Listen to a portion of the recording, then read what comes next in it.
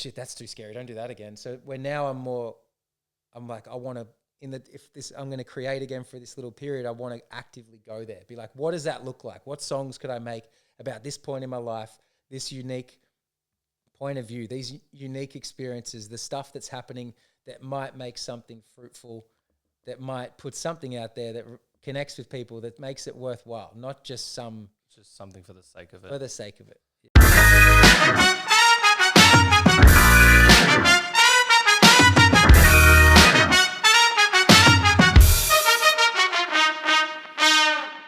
Welcome to the Funny in Failure podcast, a podcast that celebrates failure and shines the light on the emotional side of comedy and life with yours truly, Michael Kahan.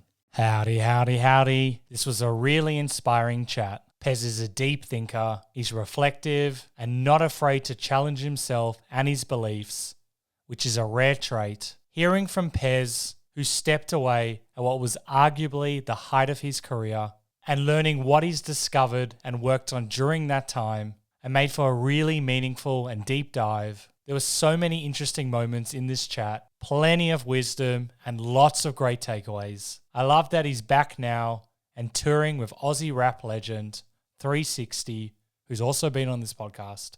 Make sure to check them out at the Back and Forth tour. All the details are in the episode notes. Okay, cool. Let's get into it. PEZ is one of Australia's most respected hip-hop artists. He has achieved ARIA-charting albums, national tours, and collaborations with some of Australia's most influential hip-hop acts. PEZ also has a reputation as one of the country's sharpest lyricists. His longevity and evolution have cemented himself as a trusted, authentic voice in Australian music, admired for both his craft and contribution to the culture. So as you can imagine, we dive deep and we cover a lot. And we chat about leaving music and coming back, authenticity and being yourself, flow state, Graves' disease, nerves and performing, negative self-talk, life-changing moments in Sunshine Coast, forthright, how Aussie rap is perceived overseas, his new tour with 360, being a father, plus plenty more.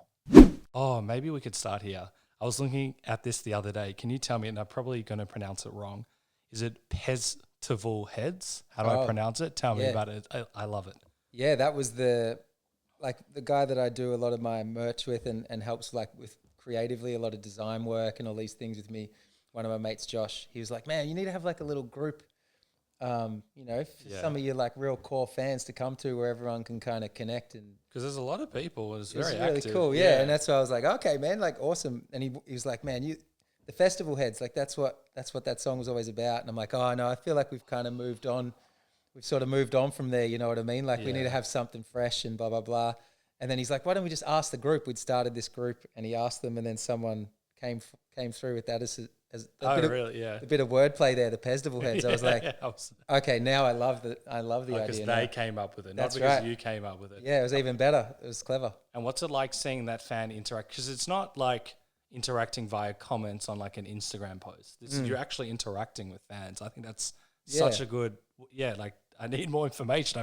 You're the only one I know that like has something like that. Well, I think Six even has it too. Okay. But yeah, I'm pretty out of the loop in the technology world, man. Like I don't think if it wasn't for music or those things, I don't think I would have it. I'm fine without any of that stuff. Like it's sort of the more I got connected to life itself, the more that it can be a real distraction. It's obviously very addictive, so you got to be a little bit mindful of that. Of course. But yeah, it was cool. It's kind of like even just stepping back into music now, because when it first happened, when we were younger, it was quite sort of meteoric. It just sort of happened, and it happened very quickly when it did happen. Yep. So even though you're dreaming it in your head and you think it's going to be so wonderful, it's a lot when it does happen. This is kind of a lot of get swept up in it. And I was probably a pretty sensitive, like just to criticism anyway. So just my nature and the thought of going out, I did not like public speaking. Like, oh, really? Any of these things. So being on stage was like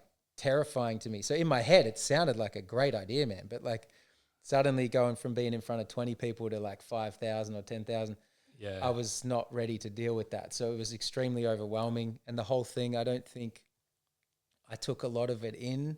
So people will be like, oh, that must have been so amazing. I'm like, man, it was all a bit of a blur. Like I didn't really cope with it very well. We're now stepping back into it. it's been really beautiful because it's very freeing on stage. That sense of just being really present and just actually engaging and looking people in their eyes and connecting has been really amazing. And then afterwards going out and maybe meeting fans and like talking to people, and they tell you these little stories of maybe when they first heard your music or the impact that it had, was really cool because I just never thought, I had such a negative view of myself. The self-talk in my head was that everyone hates me, this sucks. Like that's the kind of the way, like if you even put something out and there might be 1,000, might be 100, whatever amount of comments it was, they could all be saying really lovely stuff. But I'm looking for the one where someone's like, he sucks. And I'm like, yeah, see, I told you, man, I'm a piece of shit. Like that's how my brain would work. So it was really nice to just start to meet people and be like, oh man, there's like all this support here. That's like really dope. And that was the Pez Heads thing was the same thing. Like, oh, there's actually people there that want to chat to me. Like this is really cool. Yeah. How nice is that? Because I'm sure you're more present now. Obviously, you've done a lot of work on it, you know, talking about fear and anxiety, getting up on stage and it's all a blur. But I'm sure now interacting with fans in person, you're able to, you know, as you said, look them in the eye, be more present, actually, you know, take it in how amazing it is. Because it's like, it's so amazing that people come up to you and say like, your work has inspired me or that was a great show. Like not many people have that, I wouldn't even say opportunity or have that experience. So now is it a newfound appreciation for these like interactions? Absolutely, yeah. I think also just because even when I got hit up, I'd sort of stepped away from music and you just have a family and we're like maybe renovating a house or trying to raise your kids. Like it was a different, moved into this other sphere like that I just never thought I would, probably was cynical about when I was young. I was like, I don't want these things. I want the dream. You're going to get successful and get money and all this, you know, believed all that sort of shit. And then when it happens, you're like, oh, it's not really what I thought it would be. And it's quite disillusioning. So to then go and do all these other things, which at first I didn't, and they turned out to be the most incredible experience of my life, very transformative. And it was like so eye-opening that already then all those things are paramount. So now before like music might have been the be all and end all. Now it's not, you see it for what it is, but you're like also like, oh, it was a beautiful gift. It's such a privilege to ever be able to do it and have anyone listen to you. So when I got hit up by someone that was like, oh, you know, it's the 15-year anniversary for your first album, for the festival song, you know, do you want to come out and do a tour? I was like, man, who's going to listen? Who's going to want to come to that? Like, why? I'm surprised you thought that. Why would anybody want to do that? But he's like, no, I think people will come, man. I think it'll do well. And I was like, oh, all right. So sort of got talked into doing it. And then, yeah, it was actually incredible. So I was like, oh wow, this is just so eye-opening. So yeah, it's just beautiful. And it ended up making me put another song out. So we did this Dad Jokes on You song and got to have a bit of fun with, you know, Esso was like someone I'd always like had this camaraderie with and that friendship with and known over the years. And we were both in that phase of our life now where you could have a bit of fun with where you're at. It was just really cool. I was like, man, yeah, it's actually, I didn't expect this. So it's been really fun. Okay, I've got so many questions. It's how cool 15 years after you've done that, you know, there's still people that are so inspired by it, and also probably more people have heard it than before as well. And you also mentioned the nerves, and I know that had been a running thing earlier in your career. You've obviously done a shitload of work on yourself or introspection. What was it like coming back for this latest tour? How were the nerves? Still there. It's just, I guess you deal with it differently in the sense there'd definitely been a lot of reflection, like you're saying, introspection, and just probably a sense of awareness that had come in. I kind of also went through this, like, you know, we sold up our house after COVID, went up to the Sunshine Coast, like a whole bunch of things. You went to Sunshine, nice. It was beautiful for 6 months. We were going to relocate. There was a whole story of things that happened in the lead up to that, I guess, but sort of came to faith when I was up there, like ended up going to this church, like had this kind of life-changing experience. So I guess there's been a whole perspective shift there, because then I think trying to deal with everything in my own strength never worked. And also the performance anxiety really came with that, because I'd rock up to the show, oh, people are here, oh, the label's here, oh, I've got to do it, oh, I'm going to fail. Like there would always be this like this weight. Whereas now I would be more like, well, I feel like this opportunity, the fact that I've even got it is God-given. It's a beautiful thing. You know, I'm grateful that I'm here. Nice. I'm absolutely terrified to be doing it, but I'm putting it in your hands. Like I'll practice, I'll do my best I can, and I'm going to go out there. So it's really this strange experience, because the fear, all that stuff is still there. But then as I would walk out, it's like it would just fall away to some degree. And Sounds like you've transmuted it. Like you're Totally. aware of it, but you don't let it penetrate as much, or you harnessed it in a different way. Totally, yeah. So it was just like this, there's that beautiful, like there's obviously a lot of these kind of, this is what I started to learn, which really fascinated me with it. But there's a lot of these like things that would be illustrated with Christ, where this idea of when he's on the water and he's calling Peter out, and Peter's like, I can't walk on water. That's absolutely ridiculous. He's like, no, don't worry. Like I'll catch you. It's fine. I'm here. Yep. And so as he sort of steps out, it's like, you can start to do the impossible because he's there. I don't have to do it in my own strength. Like he'll do it. And even as you start to fall, you start to sink, you look at the waves, it's all terrifying. It's too much. You can look back to him. He'll lift you back out. So it was kind of like these sorts of things with like the perfect illustration of what I would feel, where I'm like, I'm surrounded by the waves. This is terrifying. You can have the devil just in your ear. It's crippling.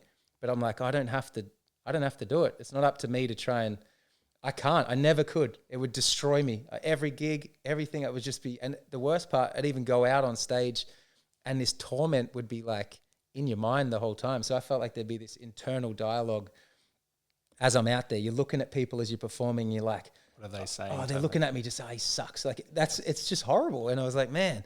So now it feels like that just sort of, it was different. It was so liberating because I was like, man, it just falls away and then you're just there.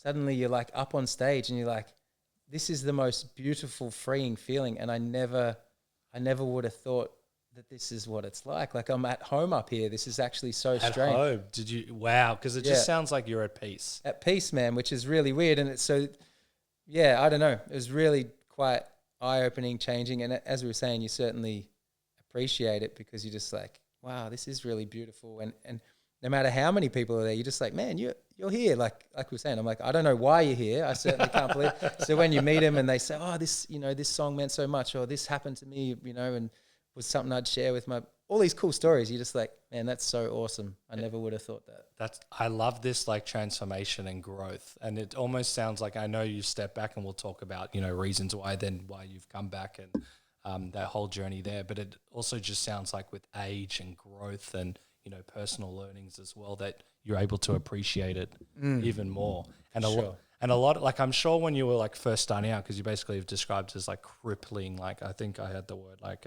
you felt paralyzed at times. Totally. Did you ever think that there'd be a moment where it wouldn't plague you? No, you can't imagine.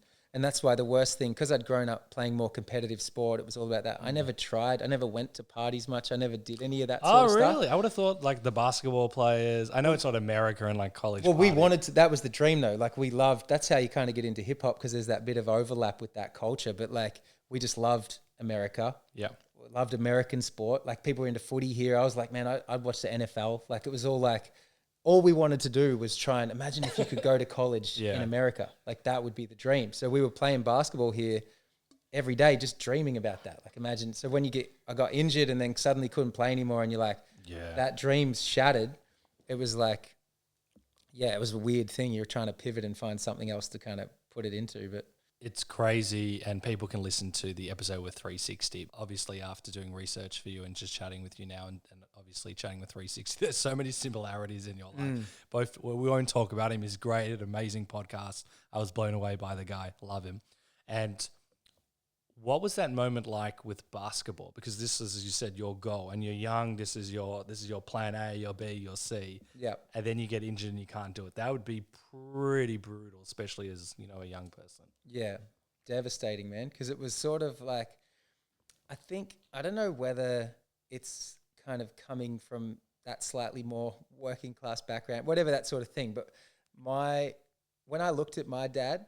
Like my dad was very loving, all that sort of thing. But him, other dads, they all seemed really unhappy with work. Like that was the one thing I observed. I was like, it was like, work, got to go to work. Oh, work. So I was like, I do not want to do that. That was one thing from a young age. I was like, it seems like I don't want to be just getting a job and doing work because they all just seem so miserable. You're speaking my language. Yeah. So it became like this dream, these other things. You started to want to like, what are these things? So basketball, we were just obsessed with. It was my whole life. Like I was sort of, now if I had it again, I would have been like, I would have loved to have actually go to school and try and just enjoy it to see what intellectually you're capable of, where instead at the time I was just checked out. I'm like, this is not even, I'm not interested in this. Okay. I'm going to do something else.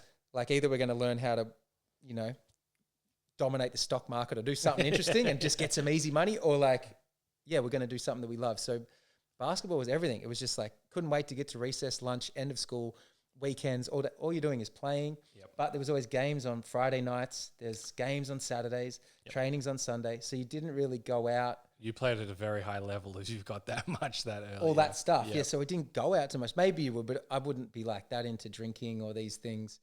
Because we were just like, we're focused on I was just the same, but I was just terrible at basketball. That's all right for you, just as long as you love it. But it was like, so bad, but yeah. The music culture though, it's rife in it. So like, then suddenly being in that environment, being terrified and you're trying to cope, you start turning to like alcohol, drugs, all these things that I've never dabbled in. And it can be really fun, like at the front end, but it can also be, debilitating and very, very dangerous. So that was a path to destruction really after that. We'll pigeonhole that. I got a few questions on that. What was your, because you mentioned like basically nerves before getting up on stage. What were you like for basketball? Or was it completely different?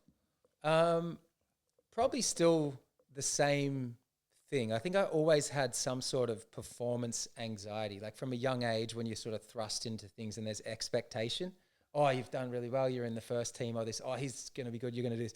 There was always this, all of the big, we're trying to get into state. Oh, the coaches are here. Oh, whatever this thing. So it was always this, what if I stuff up? Yeah. Oh, I played so amazing last game. Why weren't they there for that? They're all here today. I got to play well. So I definitely noticed there was always some sort of internal dialogue there, but I also noticed something that was strange. These times when you get in the zone, there was times of these things where something else would take over. I was always, which almost was the beginnings of, I think, subconsciously, and then that overflowed into music. There'd be these times when I noticed that like, anytime I wrote anything really good that worked, it felt like something else was doing it. I was always more like, man, what is that? So that's what I think had me looking for God, the idea of like, I swear there's more to life than the kind of, as this agnostic, whatever you are, you go to school, you're sort of probably somewhere in between nihilism and hedonism and trying to find some balance. Life's meaningless, this material world. Yep. I was always like, I don't know, man, it seems like there's something more, there's something else going on. So I was probably always searching for that. Interesting. Yeah, but it was weird. There's like 30 different ways we can go with this, but I know exactly what you meant with flow. Because even in basketball, even if you're playing a D grade basketball like I am, sometimes you just do this spin move and you finish and you're like, how the hell did I do that? Where did that come from? Where did that come from? It was like, wasn't me. Then we get footage now, still play basketball, shows footage. I'm like, wow. Forget about the 20 other mistakes that actually came about. But where it really hit me is, I've spoken about this before. I meditate, and one day I was meditating. I've been meditating pretty much every day for like 10 years. And then I just kind of got, I don't even know how to describe it. It felt like a stream of consciousness. And I was like, well, what is this? And I just started writing out. I think I wrote like 8 pages of notes, and I wrote a movie from that, like meditation. And I'm like, what on earth is going on? As bizarre and crazy as this sounds, because it sounds ridiculous like to the average person. And then that's how I've been getting a lot of my ideas for a lot of my screenplays. And I know you've spoken about it as well, where sometimes you're in the zone. I think you called it like fourth. Couldn't hear the word on the podcast with 360, but is it like fourth Rizzy or Vizzy energy? Fourth right, and we'd say fourth Rizzy is a joke. So can you explain that? Because that's fourth right was when you spell right WRITE, and we were like, there's a bit of wordplay in there, that's dope. But like fourth right, that's us. We're going to be pretty brash and kind of like brazen with our take on everything. And that was us when we got together and we were younger and we did a mixtape together. We originally wanted to be like a rap duo, like do it together, and that was a huge part of the fun. So even on my first album, I didn't have him on a song yet. So I had the festival song idea, like already had this beat, and then that was the thing. We're like, we'll put you on this song. I was going to be on one of his songs, and then we're going to do one together. And this was the big grand plan that we kind of had in our head. Yep. So there was always that sort of chemistry there that I think we were trying to play off each other, and we met at basketball. So it was one of those other sort of. That's why I say you guys are like soulmates, but in a non-sexual way, if that makes sense. Totally, bro. There's weird things that there's times when, that's why for us it started to feel like you can see God's hand. You can see things happening that I'm like, I can't always be like the probability of this chance into this chance into this chance into this chance. Like it starts to get ridiculous at a certain point. You sort of like, I don't know, man. Something else is going on. It's weird. So, yeah.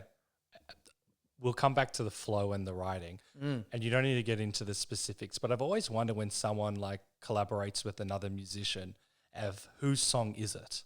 How do you like figure that out? I'm sure you in 360, and you don't need to get into it, like have figured out, but when there's like agents and managers and labels, is that quite tricky, or is it pretty like it depends. Usually, so like in that case, that was like one of the first songs I ever did with Matic, this producer that I worked with back then. And I originally just sort of wrote it, like with the festival song, wrote it as a summer song. But we had the beat and I kind of had the hook idea and we had all these things. And it was later on that I was like, oh man, we could have this new concept. Like, what about if we did it about a festival or whatever? And then I'm like, oh, I want to put you on this song. So that's very clear cut. Yep. A lot of times it might be the same thing where he comes to me, he's like, man, I'm working on this album. I've got this beat, got this thing. Do you want to be on it? Yeah, that's totally fine.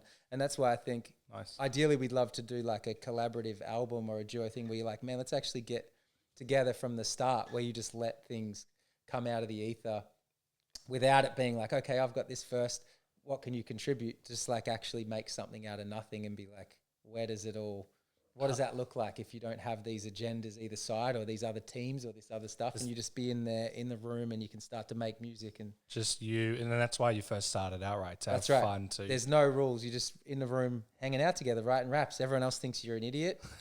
You tell them you're going to be a rapper, they think it's the most ridiculous thing they've ever heard. But you're in your little bubble and you're like, fuck all of them, man. We're going to do this. So you just kind of like, there's something cool about that, and anything kind of happens there. Okay, once again, 2 billion questions. Do agents and execs and like record labels, do they get frustrated by like when you just want to go back, because you've spoken about authenticity as well? Do they get frustrated when it's not like clear cut, or they make it clear cut? This is your song, this is 360, this is whoever's song. Yeah, they probably can and would do. I guess that's maybe the most beautiful harmony would be when that like artist, those relationships, everyone can sort of be on the same page. Maybe there does have to be clear boundary and clear structure and clear lines in the sand so that it doesn't get blurry and weird, but if there's some sort of like synergy and harmonious process where everyone's on the same page, they're all heading towards the same target, and or they really respect and value the artist's vision. So they're kind of like, okay, there's times we got to trust what they want to do. Yeah. Even if we want to do this, I don't know, man. It's such a gray area. Well, I've listened to like other people, and maybe it's an artist who hasn't met another artist and they're working together, typically in America, and they can just talk about the messy business side of. Yeah. And I feel, and you've kind of like insinuated to a degree in other podcasts where that can get really messy. You might not be involved in that, but just when the managers and labels or whoever are really coming in and trying to change the creative output, to me is like, as an artist, that would be really mentally hard, because you just want to do the best song possible. You don't want to necessarily deal with that stuff. Yep. Have you been able to, I know it's been like a love and hate relationship kind of, have you been able to deal with that external side, that noise? I was probably never great with it, man. Like, it feels like I've always worked best. So me and Six are super close friends. Like, me and Matic were like friends. Like, so I'm like, I've never worked so well in like the transactional relationship, because it's just this weird business force thing. When money comes in, it gets messy, and then I'm like, okay, and they're like, okay, now turn it on, make a great song now, and I'm like, oh, this is gross. Whereas when you're just with a friend and there's none of that, it feels like you've pushed the outside world away and you're just there, and you're kind of like, and then out of this, whenever it's ready, something comes out and you're kind of like, oh, that's actually kind of dope. That's a thing. That seems to be the best way for me to work. That's for sure. That would be similar to me. Like, I get that 100%. And then from the flow side, I would imagine in environments where you feel more safe and protected, that's when you kind of allow, as you said, that, like, whatever you want to call it, that magic to happen. Yes. When that first started happening, did you have awareness? Like, what? Because it's just such a crazy feeling when you're in a flow state. I come from a spiritual side, and there's massive overlap from the Christian side as well. Some people just say it's the universe, so many different labels, but to me it's all the same thing. But a lot of people haven't necessarily experienced that. And then when you do, it's like this experience where it takes over your body and your soul, and there's no words. It's just this feeling. What do you remember, like the first few times, what was going on? You're like, what the hell is going on? We used to joke about it. Like, we'd say, oh, there's the fourth Rizzy energy. Yeah. Like, we used to, because we would, oh, there it is. You could feel it you could feel it. It was tangible. Like, sometimes you'd have this, you know, you get goosebumps sort of thing because you like could feel it move through, and it was something takes over. And then I think as I then went out into the world searching for what it is, like I went through all those things on the way there. So all the new agey stuff, I'm like, oh, that's the universe. Oh, the universe, we're manifesting, blah, blah, blah, blah, blah. Then got into all the Eastern meditation, all these things. Oh, okay, you did all of that as well. Yeah, okay, cool. Like I'm being present. It's the ego. I'm letting go of this. It's like blah, blah, blah, blah, blah. Like I meditate and channel into my flow state. But the thing that I found with all those other versions of it, it was always a lot of self. It was always still me. It was always at the end of the day, I'm like, oh, I created this. So when I stumbled into Christianity, I didn't mean to do it. I had the most bizarre encounter, but it was like, it's revolutionary, but counterintuitive because you're dying to the self. It's what Christ has done for you. You realize that you're not worthy. Like God is perfect. Nothing you can do. It's not merit-based. Like the New Age version was, I'll do all the positive thinking. I'll manifest all the stuff and then I'll be happy. And then the Eastern thing was, I'll do all the meditation and then one day I'll be enlightened and then blah, blah, blah. And then my Muslim friend, they're like, oh, you know, I'd follow all this. And then one day Allah will let me into heaven. And then I was like, it's always merit-based. It was always, I do this and then I get this. Whereas with Christianity, it was different. God is perfect. Nothing we ever do will ever be perfect enough to meet his standard. So it's actually Christ coming down. He's died for us. He's taken on all that sin. It's sort of like the grace element. He's giving you something that you don't deserve on the front end. So you've already received the reward before you've done everything. Once you accept that reward, once you accept that grace, that mercy, it washes over you. So then the encounters that I would have through meditation were so different because I would be with friends that are all Eastern, do all that sort of stuff. And it was like Buddhist, all that. And I'd have the most bizarre meditation encounters. And they're like, how are you doing it? I'm like, oh, it's because I'm not trying to do anything or get anywhere. I'm like moving into this state of gratitude where I'm kind of like so grateful because I haven't. And that's why I guess that was the difference. So when these things would be created, I started to be like, oh, I don't feel any sense of ownership over this because I feel like it's beautiful. It's beautiful to be a vessel for it. It's beautiful to be able to seemingly go into this strange state where these things come through. But I don't feel at the end of it, I get to go, look at me now, glorify me, I'm so good. That's the human condition. That's kind of what they explain in the idea of the devil. Satan wants to be God. So that's every other version of the world. He's selling you that. You can be God, where it's like, no, I can't be God. God is sovereign, and it's a blessing to actually be able to function. So you kind of, it's the one thing that flipped the whole outlook where I was like, man, you've already got everything that you're looking for without going out to get it. So then all you're doing. More internal. Yeah, and also it's just the sacrificial element. Like Christ was perfect. He's murdered, he's spat on, he's destroyed, he's ridiculed, but he did nothing to deserve it.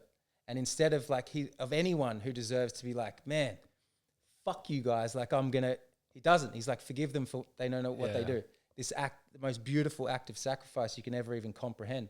So it's the idea that God's sovereign, but also that he's gone, he comes down, he like gets in the mess with you. You can't say, oh, why would he allow all this stuff to happen? So anyway, that was just the kind of wild thing for me that started.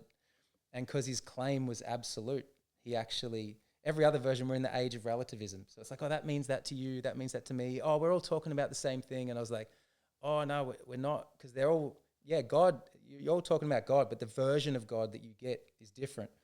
And that's what's so fascinating. So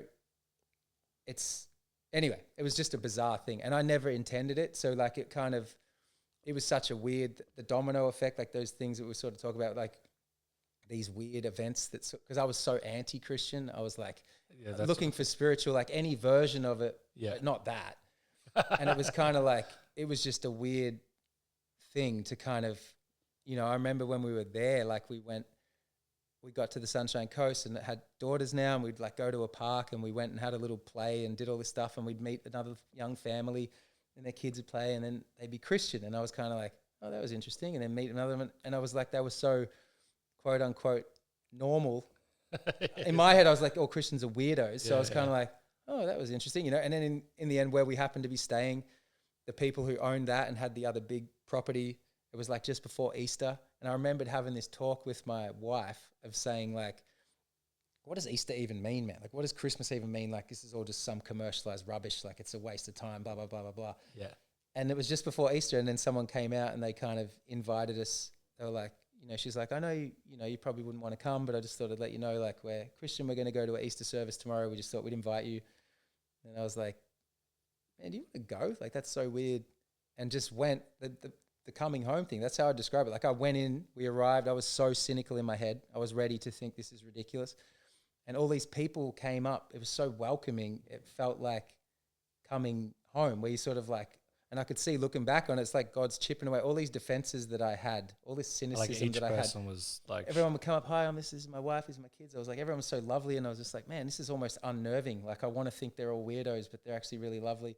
And then it got to this point of like, oh, the service is just about to start. Do you want to come in? And I'm like, oh, okay, cool.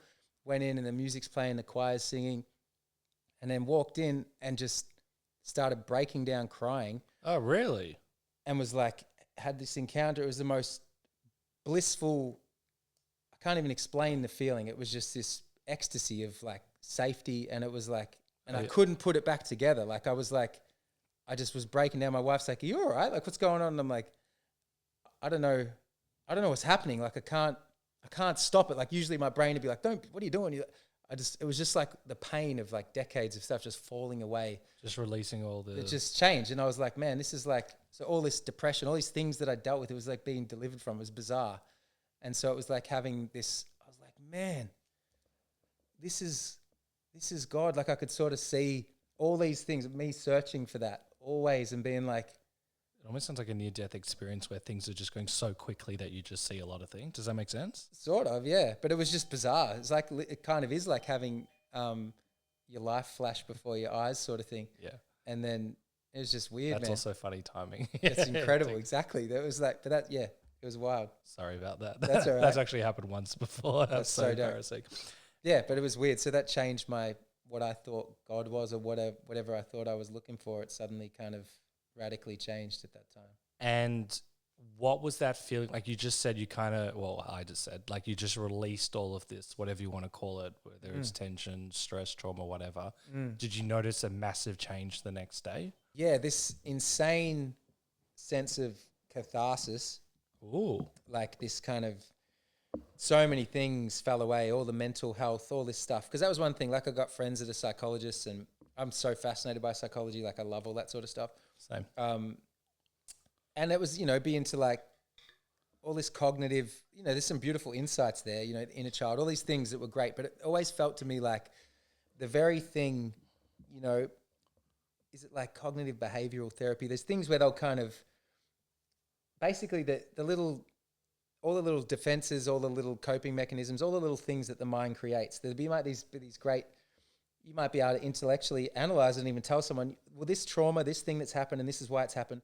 But it doesn't actually convert and turn into much change a lot of the time. It's like people go, oh, I know this stuff, but I'm still doing it. Why am I doing it? Blah, blah, blah. And it's because almost like the mind, the very thing that's created the issues, you're then tinkering around trying to use the mind to fix it. It doesn't work. There's so many blind spots. It's so brilliant. Even the idea of cognitive dissonance, like it can hold conflicting ideas as long as they don't come into direct, interaction at the same time. Yep. It'll just hold these things. It's remarkable. So, like, spiritually, that's why this encounter, it was like the only thing that actually transcended all of that stuff, which was bizarre to me because it was unintentional. I didn't try to do it. It was felt anything like a you gift. went like in skeptically. I was trying to almost push it away. Yeah. And then I started to have these like fascinating, I'd reflect and it was like, man, yeah, it's weird. Like, even one dude I've met afterwards, I'm like, I remembered him coming up to me like probably 4 or 5 years before that going, hey man, I've like listened to your music. Like, I love your music and that. I feel like you're searching for God. Would you ever want to come to church? And then I'm like, nah, man, I'm not interested in that stuff. Like, I was dismissive of it. Yeah. We'd almost openly mock it, all those sorts of things. So this idea that God is like still pursuing you, still loves you, even though you're in rebellion against him. And that's kind of that's the whole act of Christ. He's dying on the cross for people that hate him. They kill him. Like, the world wants to, and he still loves you so much that he's doing that. And it's like, I'm giving you a way forward. Like, through me, you have a way, you have access to God, sort of thing. And that was the weirdest thing that happened after we started to go to church, which I never thought we would do. I would meet with the pastor and I would share with him these little insights, these little jewels of wisdom that I felt like I'd been able to extract out of 30 plus years of suffering. And every time I did, he would always just like point to scripture. Oh, that's like when Jesus said this. Oh, that's like in Matthew. Oh, that's like this. It was mind boggling to me that I was just like the depth of like wisdom that was within.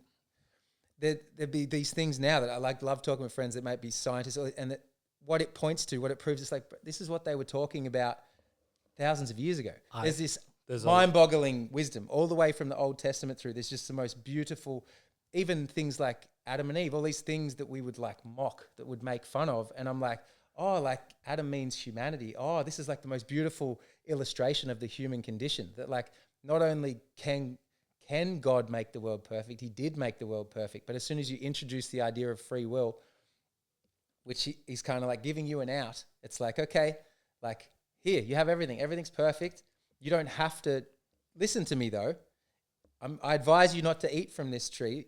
And then you have this tempter, you have this thing that wants to sort of like, wants your downfall and is tempting you with like, you can be like God. You can be God. You can manifest. You can meditate. You can go into flow state. You can create. You, which is you just, the greatest trick the devil ever pulled is convincing the world he doesn't exist, because he comes as you. He comes as the ego. He comes as, when you glorify self, you glorify him.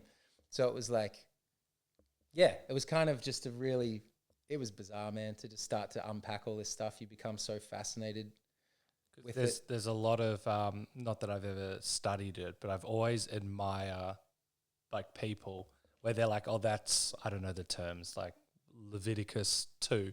And just off the top of your... It's bizarre. It like, I was like, if you had a memory like that, imagine how well...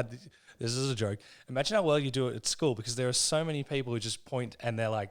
that would be relevant to the thing. But it is relevant. About. That's what was mind-boggling. Yeah. It was like, this is like a handbook to life a bit. Like it's actually talking about so many things that you've already spoken about this. I had to suffer through all of this to get to this point where I'm like, check out this, man. I feel like I've had this insight. And he's like, yeah.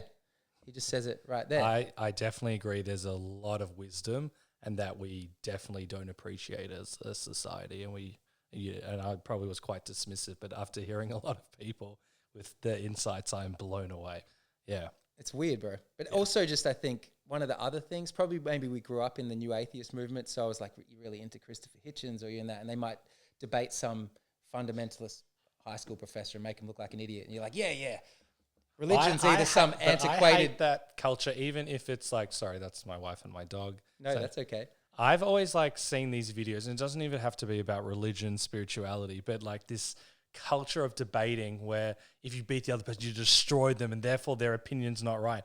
I'm not the best debater, but if I sat and wrote down something and we discussed and went back and forth, I had time to think about it. Doesn't mean that person's a moron, but we have that culture, and it drives me. Totally. And that's a particularly very popular in America with that stuff as well. But it's entertaining, but I'm just like, that's not necessarily... No, exactly right. And I think that just dispelled that myth for me, though, because I always thought religion is this old, antiquated, silly thing. Now we've got science. I didn't know that so many of those endeavors had been championed through, say, Christianity. Or when I even heard John Lennox speak, and I was like, man, so he's like an Oxford mathematician, and he's just so eloquently, and he's Christian, right? That seems like a contradiction. Are you okay with dogs? Yeah, that's a contradiction in terms to me. I didn't know that would even be possible. So this intellectual side to it that I was like, and the apologetics and all these things, it became more and more fascinating to me when it was, and also probably just a lot of really intelligent skeptics that went in to disprove it and then come out Christian or something. And I'm kind of like, oh, okay, that's kind of fascinating. How'd that happen or whatever? And it was really cool. I'm always very interested in personal growth and how people find it. I think it's just bigger than personal growth. That might be the wrong word, but I love it. Then what brought you from there to Melbourne or back to Melbourne? That kind of, I guess in Christianity they call it the Holy Spirit, but that was the other thing that was weird to me that kind of almost, I don't know if you'd say sealed the deal, but when Christ would talk about like, he knew he was going to be crucified, and he's like, don't worry, it's going to be to your advantage, because I'm going to send one just like me that's going to live on in you and will guide you, will comfort you. And that's the idea of the Holy Spirit. And I'm like, dude, that's what it's always felt like. I would have these interactions with something that felt like kind of an overlap with flow state. So times when it would come over and create but something that was like guiding me, like telling me, to do this. And if I ever listened to it, things always worked out. So like intuition, gut feeling, we call it these names. And I was like, and if I didn't, I would always regret it.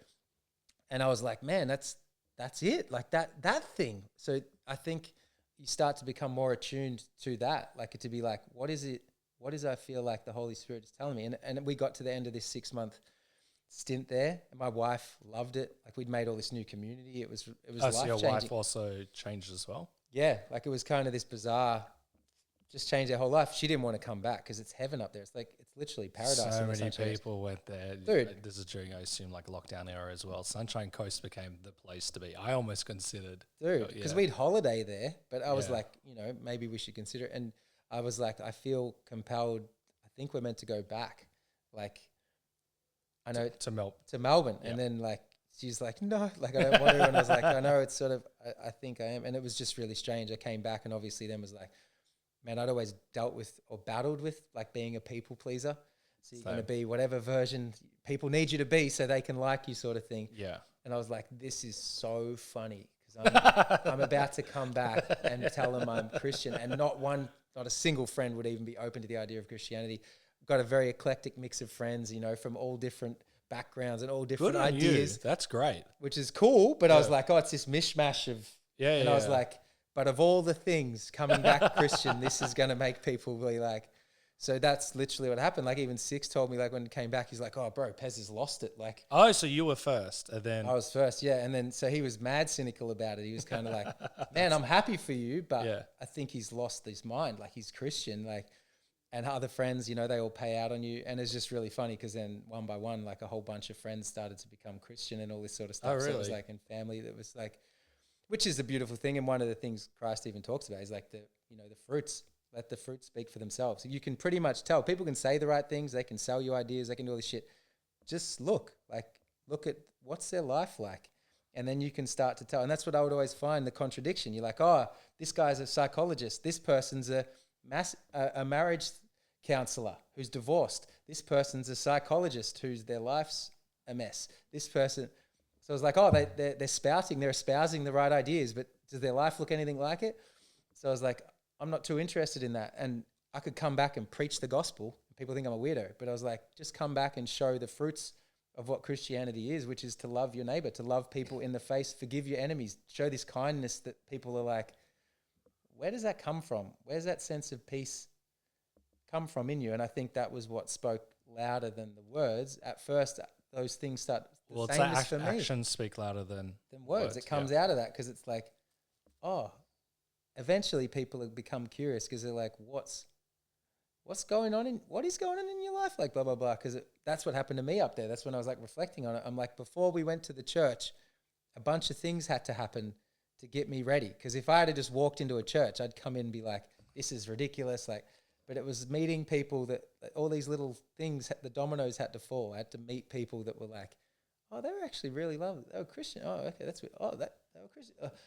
Changed a lot of belief systems too very quickly. These things were falling away before then this bizarre sort of thing happened. But on that point, like we were talking about how a lot of people aren't happy with their jobs at school, for example. We would always have like career day, and all of the parents would come in and talk about their jobs, and it would be like, I'm a doctor, or I'm a lawyer, and it's like, I'm not having a go at doctors or lawyers or whatever. If that's your thing, pursue it. But if it destroyed, like I was an accountant, I've spoken about this 100 times, briefly told you, it felt like my soul was being destroyed doing that. And if that's your feeling, obviously you need money to live and you got family to support. Find a way where you can, still live a purposeful life or do things that actually bring you joy and not destroy you. Yes. Anyway, and every single person, I just remember it so clearly, hated their lives. Whereas it was more from a subconscious belief, and where I thought you had to be a success if you were like an accountant, a doctor, a lawyer, that was success. Yeah. And then like one guy was a real estate agent. We always make shit. We always, joke about real estate agents. And he was the only person happy. But in our mind, we would have seen that as, or me and my friends would have seen that as a lower job, if that makes sense. Yep. He was the only guy smiling and talking about his job. And I'm like, I think that guy's the most successful person. Yeah, but when I was almost talking about like, you can't be a real estate agent. You have to be one of these things. Yeah. And it's crazy how in life we don't even like look and I talk about this a lot, we don't even look for like joy, purpose, passion, fun, play, any of that stuff. But at such a young age, you noticed that and you had the courage, even though despite you said some self-talk, negative self-talk, you still had obviously some really strong belief in yourself to pursue rapping. So where the hell did that come from, given everything that you've spoken about? I think just very fortunate to have like that unconditional love feeling from my parents. Nice. And yeah, probably just that attitude that my mum, I think both of them, but my mum instilled something in me. There was just some sort of weird belief thing. And probably my first encounters with that kind of interacting with something, this kind of faith, this weird feeling. Were they?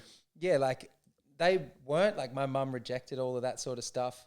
My grandma I was very close with her and like loved her a lot. But then my mum's kind of gone full circle after. It's been really fascinating. But there was something there that was like, because it was stupid, man. Like at the start, when we first did it, like 60 was doing the apprenticeship as a carpenter. And like I just quit. I was all in because I was like, there's no point. Like, am I going to go to uni and try and do business, do these things? I always loved maths. Like I was like, oh, should I? I meant to do that. But I was like, what's the point? I couldn't see the point. Kind of like what you were saying. I was like, they just don't seem happy. Like maybe I'll worry about that later if I have to. I might as well go all in and have a crack. And I sort of convinced 60 was just like, bro, quit. Yeah, he's like, okay. Let's be rappers. And he's like, all right. Did you have the rapping bug? Like, how does one find rapping? It's not like the age of iPhones or anything. Yeah, okay, go on. Oh, well, it's just stupid. Like when I think about it, because I think the basketball dream the rug got pulled out from under us a little bit. Like I had the knee injury, Six had the eye operation. We sort of connected on the fact that we liked hip hop. I almost think it was a coping mechanism, to be perfectly honest. It was almost like therapy at the front end. Like dealing with the loss of your... there was this void that needed to be filled. I didn't want to go and just work a job, and started almost writing probably poetry. Like you're writing about the suffering, the pain. You're trying to you just have something else, some other outlet to put some energy into. And maybe my nature, the dream nature kicks in like pretty quickly. Because maybe at that point you idolize people like Biggie or Park or these people that like, the one thing I've connected to with the narrative was always they've come from poverty and then they make it. You make it big. And the dream we were sold at that point is you become successful, you get all these women, you get money, you get this stuff. So in my head, I was like, that's what we'll do. Now, trying to rap in an Australian accent when we started was literally laughable. Like it was... I've always wondered And if anyone was going to do it, you still rapped in an American accent. You tried to put on... So Aussies would put on an American accent. And why is that? Because it was like, you can't be Australian making rap. This is ludicrous. Plus the Aussie accent's probably pretty brutal. Because you've got more of an accent than me. I've got a softer one. Would I be able to get Oh, easily, bro. You'd kill it. But but back then, particularly because we probably sounded so Aussie, like so ochre, so bogan. It doesn't sound good. It doesn't sound like nice on the ear. And we all just wanted to be... We already loved American basketball. We loved American sport. We loved American culture. So... You wanted to be American if you were going to be anything. Yep. And then it was just like, dude, so any guys that got it going here, got a buzz, they'd rap in an accent. You're trying to master an American accent so that hopefully you sound American enough to people be like, all right, that's actually pretty cool. That's passable. But we were trying to rap Aussie, man. It was hilarious. Our friends thought we were a joke. Everyone thinks it's a joke. So, well, because like when you hear of the stereotypical rapper in my mind as a kid, you think it's like a thug.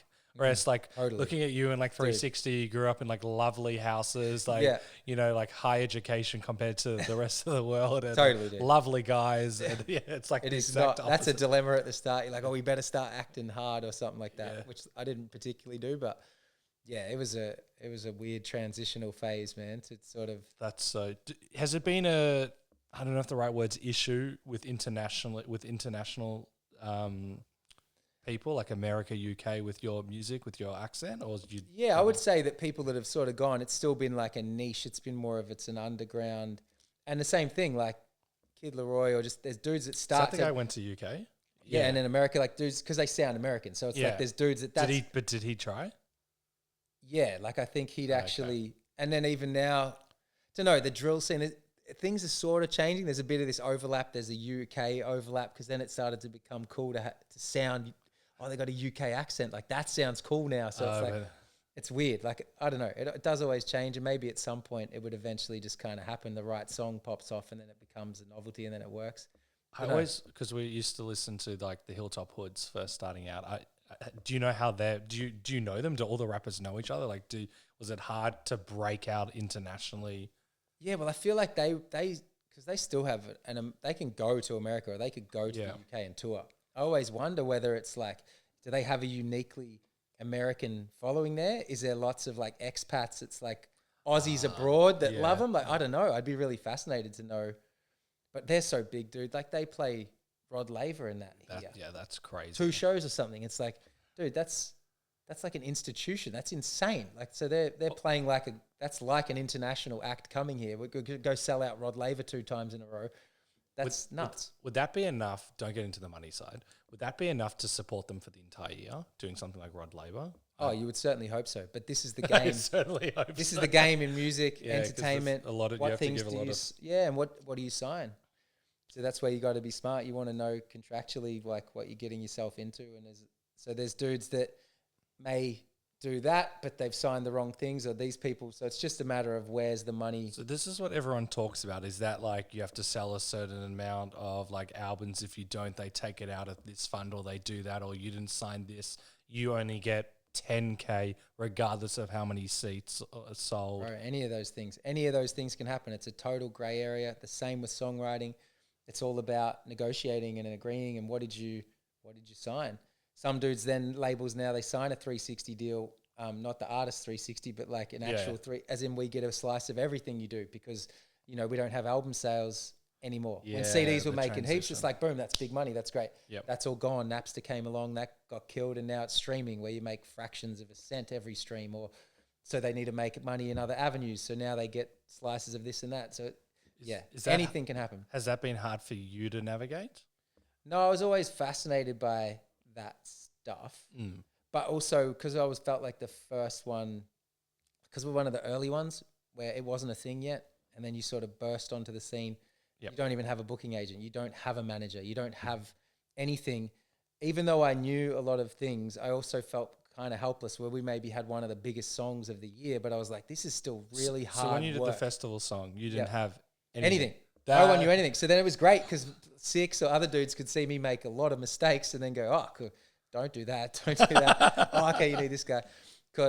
So in the end, even when we signed to like a bigger label, I was like, dude, it's too hard here. I want to do the indie thing, but it's too hard here to actually, you need some help. You're actually going to need some machinery behind you to sort of do it, you know? So you maybe then do sign things or stuff that originally you're like, I wouldn't do that. And then I think a lot of, like anything, the more clout, if you can get off the ground independently, the more power that you then have to negotiate with if you wanted to move up a level. Where if you're starting out and then the big label, they come in and go, we can provide this for you, but we want this. And it's always that. Because I would, you know, we spoke about intuition and knowing and, you know, all of that jazz. And you would have had so many people over the years maybe tell you this, maybe even like pump up your ego or change this song or add a tune. Yep. And I've got a quote of yours. Like you said earlier in your career, it can be scary being yourself. It's okay to be afraid. I've run away too much from that.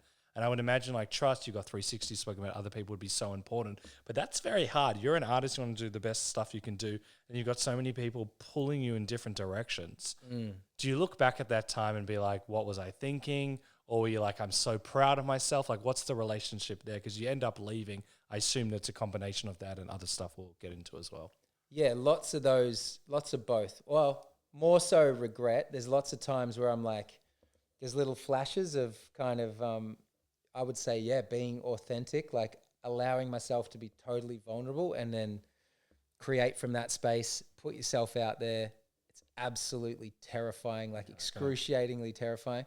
And that's been really beautiful. And I feel like when you connect with people on that level through that stuff, it's amazing. There's something really deep going on. And then lots of other ones where I'm like, I've been listening to this person, and you're doing things that you're just, oh, that's not fully me. Oh, and you just pushed and pulled, and it's pretty gross. So there's a lot of that stuff. I'm like, I shouldn't listen to this song or that because it just makes me sick.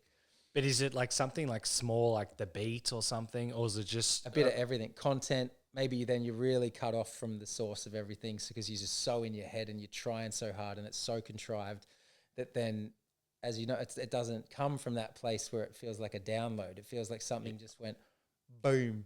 And you're like, man, where did that come from? What was that? Oh, that's so inspired. It has this intangible, I don't even know how to put your finger, what is that? But there's something in it. Whereas when you try and manufacture that yourself, it can get contrived very quick. And a lot of times you see through that. Like there's pop music, there's successful things that come from that space. But as you listen to it or watch it, you're like, it just feels hack writery. It feels like, oh, this is the formula, do this. And sometimes people gobble it up, but other times they see through it. I know. Sorry to interject. What are your thoughts on that? Because I sound like that old, grumpy old man where you listen to half the songs and they sound the same and you can see the formula. Yep. What does that annoy you? You just go, whatever, that's how it is. Yeah. Probably both. Like when you're younger, it annoys you more. Now you're just kind of like, okay. You can see exactly what you're doing there. And you just maybe gravitate towards art that does feel a bit more bold and brave and genuine. And you're like, oh, this person's really gone. I started to understand what an artist actually was. I was like, right, that's your job, to go to that place where you don't care about the outside world and you're bold enough to actually uniquely do something that's just something that's in you, something that's coming through you that no one else can do. Like, what's that? And then put it out there and it might be ripped to shreds, but that's what I started to respect. I'm like, right, that's our job. So these little brief moments where I'm just sort of tapping into that, and then I'm like, oh, shit, that's too scary. Don't do that again. So where now I'm like, I want to, I'm going to create again for this little period, I want to actively go there. Be like, what does that look like? What songs could I make about this point in my life, this unique point of view, these unique experiences, the stuff that's happening that might make something fruitful, that might put something out there that connects with people, that makes it worthwhile, not just something for the sake of it. For the sake of it, yeah. Do you think that you kind of got that maturity, if that's the right way of saying it, through leaving, or does that come, being a parent and, the other stuff we've spoken about? Yeah, I reckon maybe like all of the above. It came in little stages, but stepping away first. Yeah. Definitely, like then getting married, having a house, then having a child, something intrinsically changed. I can't explain it. I couldn't intellectualize it and formulate it or try and explain it. Once I just watched the baby born and suddenly was holding her, I was like, oh, like this was the beginnings of I'm holding someone that I would die for. Just like that. Like that. I can't explain why. That something internally shifted there. So that all of my problems, all the things that matter, they felt trivial in comparison now. So something had sort of changed there. And then this was all stepping towards this search for God and this search for meaning. And then it was this, there was these transitions there, but it felt like that maturity came because I started to then look at the world around, and even just reading literature from a long time, these things in the 1800s, even just, I'd always heard about how our education had been dumbed down. And I'm like, what do they mean? And then just to start to look into some of this literature, some of these things in this classical education, and be like, it's so inspiring. There's such beautiful, and just to be eloquent, like actually have a vocabulary, learn how to, I was like, there's such value in like learning language or these things that I was like, it was just weird, man. Like there's a lot of like eye-opening things that came from that, then starting to feel like, oh, it does feel like there is some sort of sinister forces here at work that do not want the best for us. I think we're being told that they do, but I think we're kind of all being pitted against each other a little bit here in this kind of, so just, I don't know, it was very weird. And then also, as we were saying before, because you're in this reactive state of the world, this polarizing state of the world, it makes good content, but how people do become kind of like robots. They're like programmed. They identify with, oh, I'm on this side of the fence, and they just... I hate that. That I don't thing. like, it's like you've spoken about this before, like the group thing. This is my side, therefore I must think like this. Even if you're in a certain, whatever, left, right, I don't really believe in. I know that sounds ridiculous. Even if you're in that, you can still challenge the ideas and also make then your group stronger. But I personally, when we all do this, I probably do this in 1,000 different ways as well, but it's not helpful, and it adds further to a divide that I do feel can be manufactured definitely at times. Like we're all humans. 99% of people want to live their best life and help other people. We have our traumas and our flaws and all of that stuff that come in. But yeah, I don't like to add to the divide. Totally. So that was big, because then you're looking at someone and you're like, oh, try to see the good in them and try to love them, even though they can get triggered and start having this response. And I would be like, I don't actually think that's them though. Like that you get programmed to have these reactions and you think you are these things. You would love, we'll wild. talk about this off air because I've spoken about it so many times. I studied spirituality, and you're talking about like the psychology side where sometimes you can, fixate on an issue and it can just never go. This deals with it at a subconscious level, looking at what your subconscious programming is. What are the programs that are running in your brain? What needs to be upgraded and deleted? And that changed my whole world view as well. So I fully resonate with, everything that you're saying as well.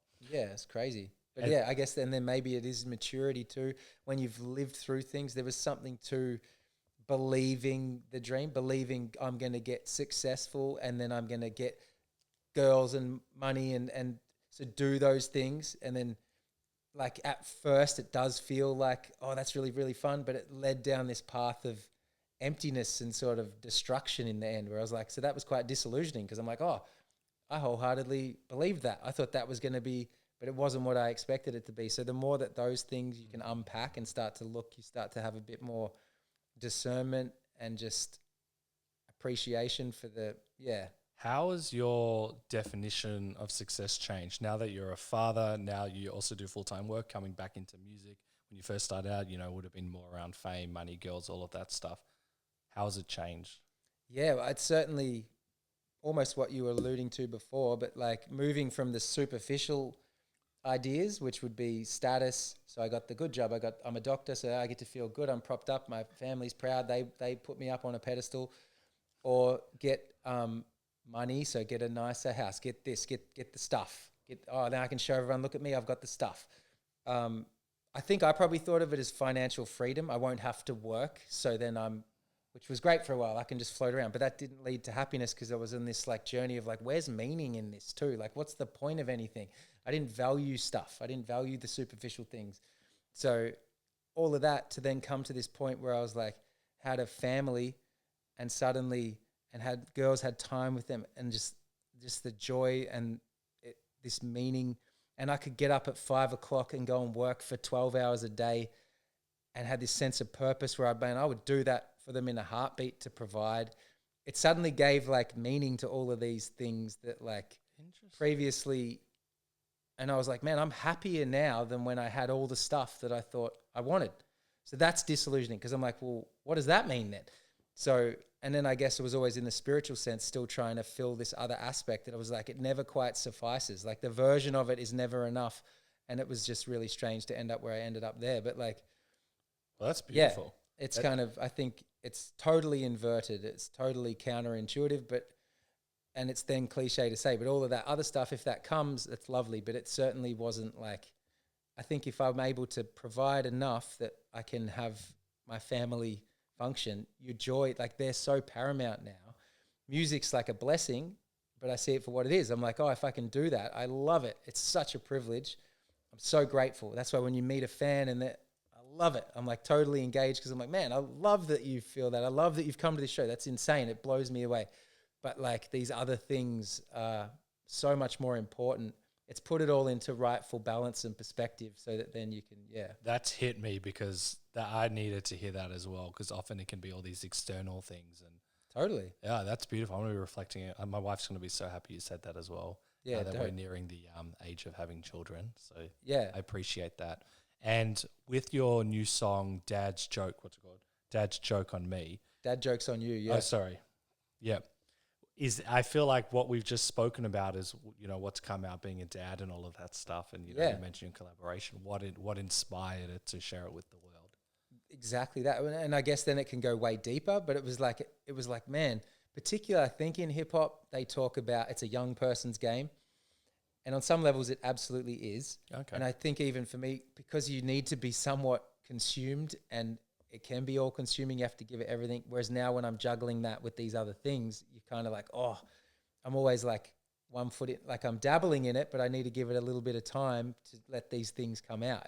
It's a little bit self-involved almost to be an artist at times, because you're like, okay, I just need everyone to push away for a second, blah, blah, blah.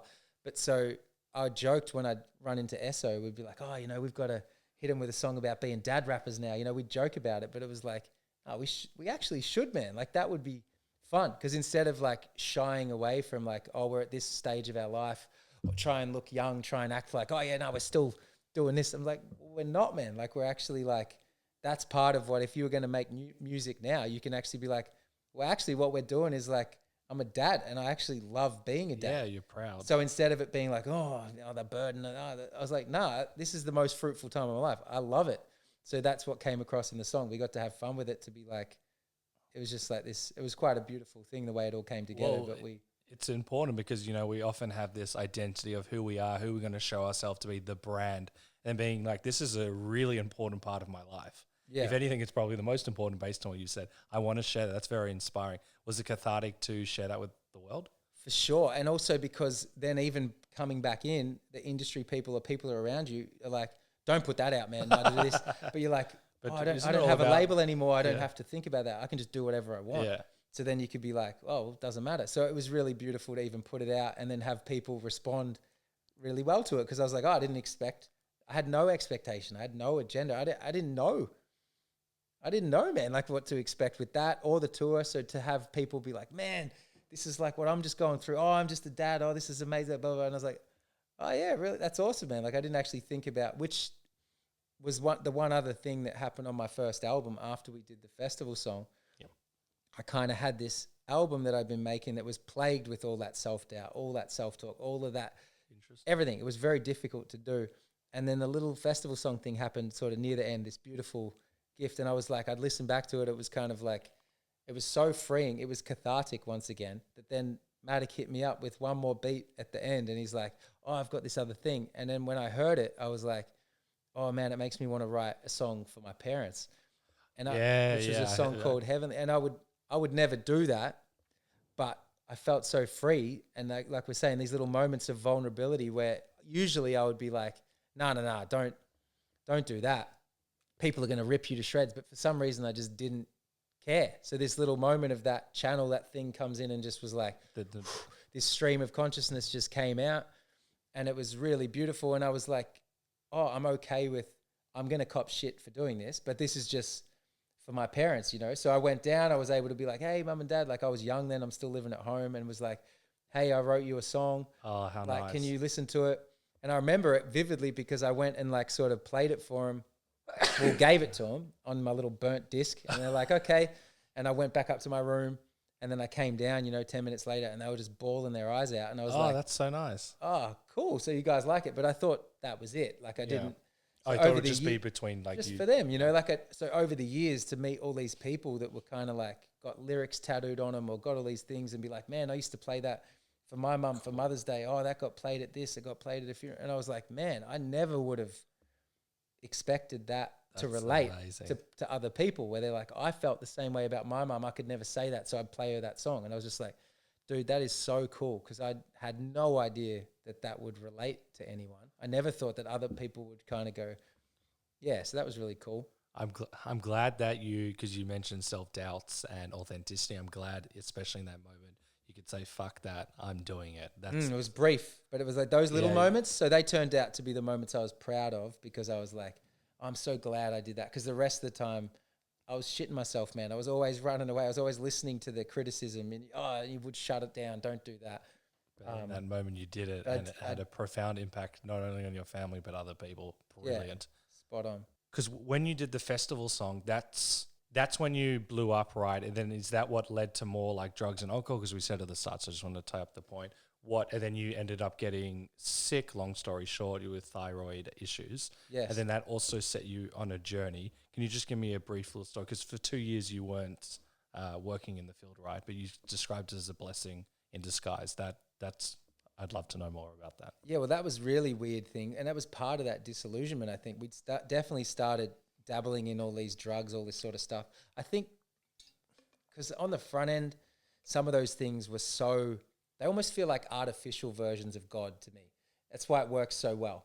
It's sort of, you think like, whoa, what is that? Like, that's like this I almost felt like it was a rite of passage. Like, oh man, everyone needs to do this. It's so freeing, man. It opens your mind, like all this sort of stuff.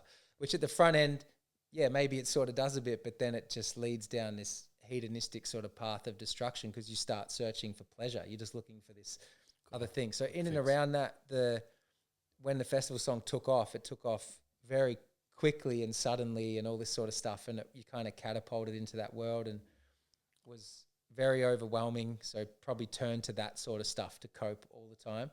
And then like also nerves as well. Nerves, and just everything. Oh, I'll have another line. Okay, I'll have one of these things. Oh, drink more of this. Try and suppress this terrifying feeling that you got underneath. Yep. And that was a pretty crazy year. Like when that came out, I would imagine. Touring, there was all these festivals, there's all this stuff. So there's all these girls, there's all this, all of that stuff, like all of the debaucherous version of what you think fame or any of those things will be. You just believe it and you act it out.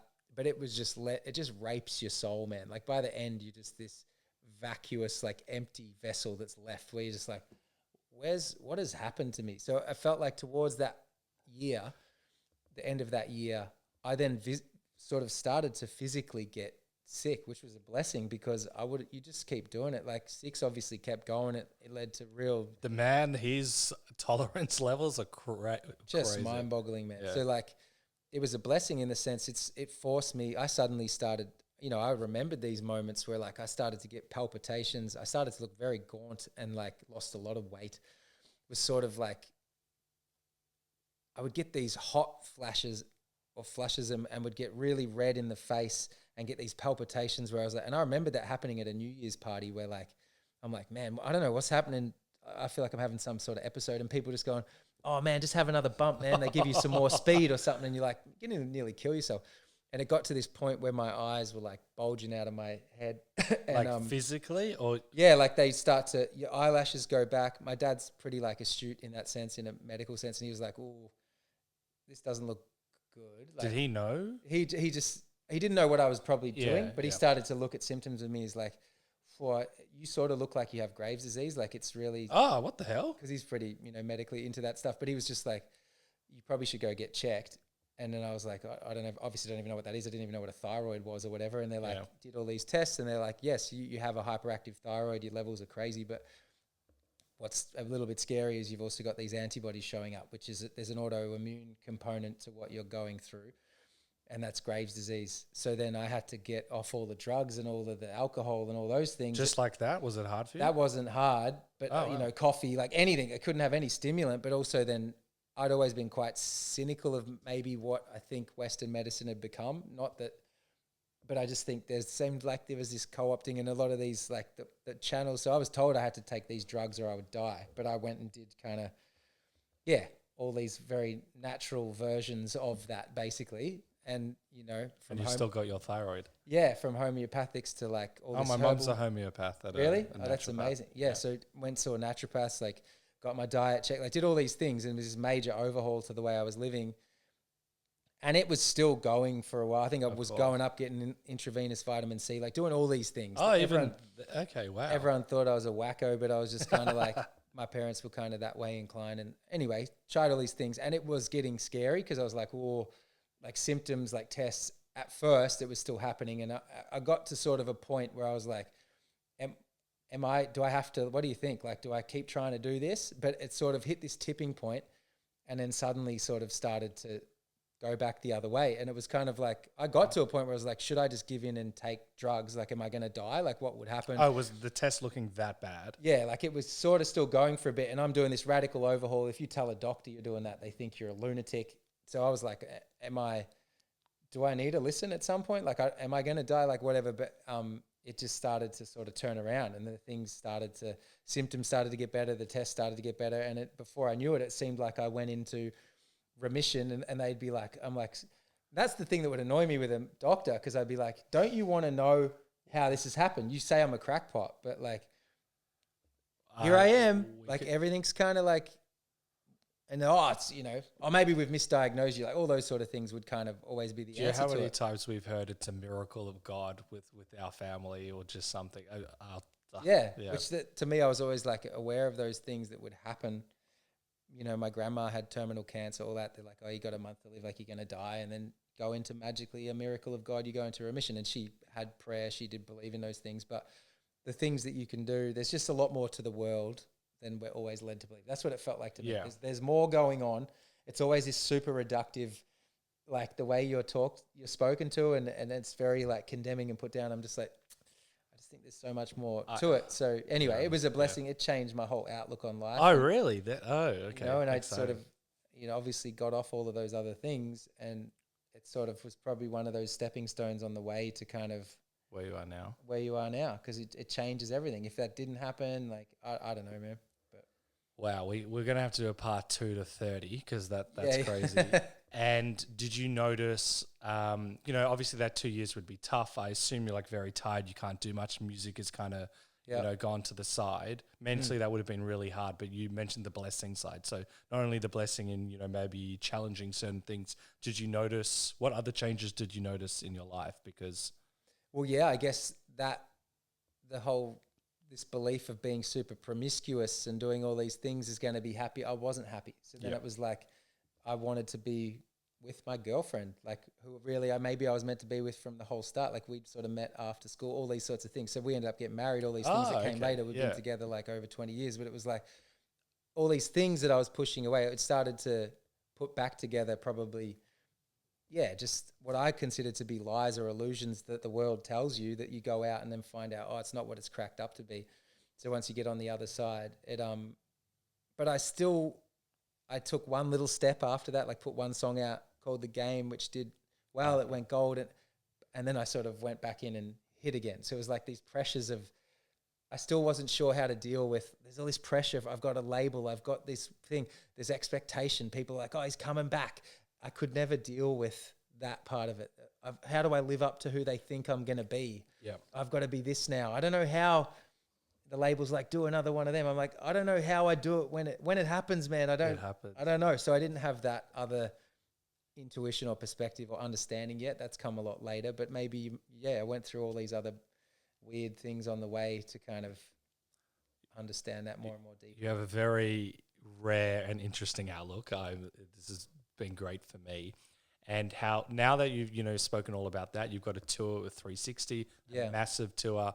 I feel like a lot of the stuff that potentially you felt held you back, you've now got this new lease on life that you can just kind of go in and be you and have this clarity. How are you feeling for it? I love it, man. It's been so great. The tricky thing has been doing that on weekends, coming home, going to work. I was about to say, so how the hell do you manage that? Dude, it was insane. Because then I'd hear Six complain about, how touring's so tiring. I'm like, dude, you then go home and relax all week. I get up on Monday morning at 5 and go to work.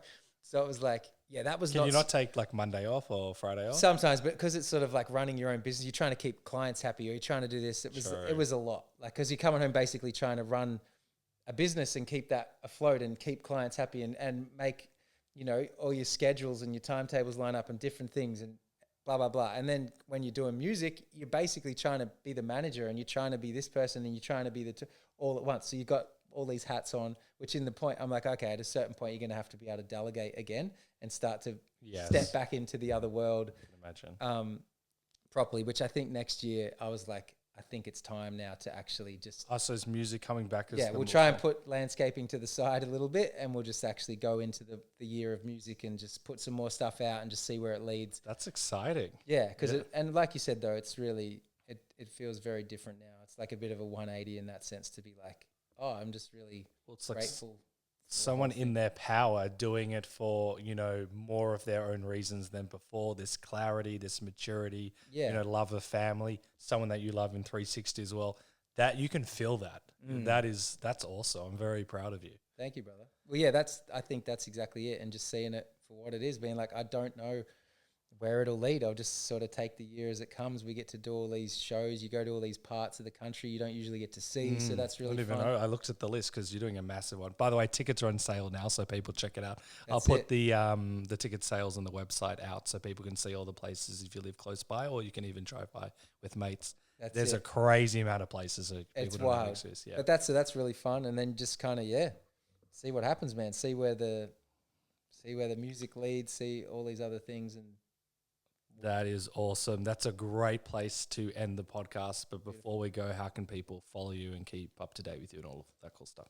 Follow me on Instagram on PEZ Official. You can go to, I think there's still a Facebook that you can go to the Pestival Heads on I my have. Facebook. It's great. I recommend Get it. amongst that, and then we'll keep people updated there. I think it might be more like MC Pez on Facebook because that was so many years ago.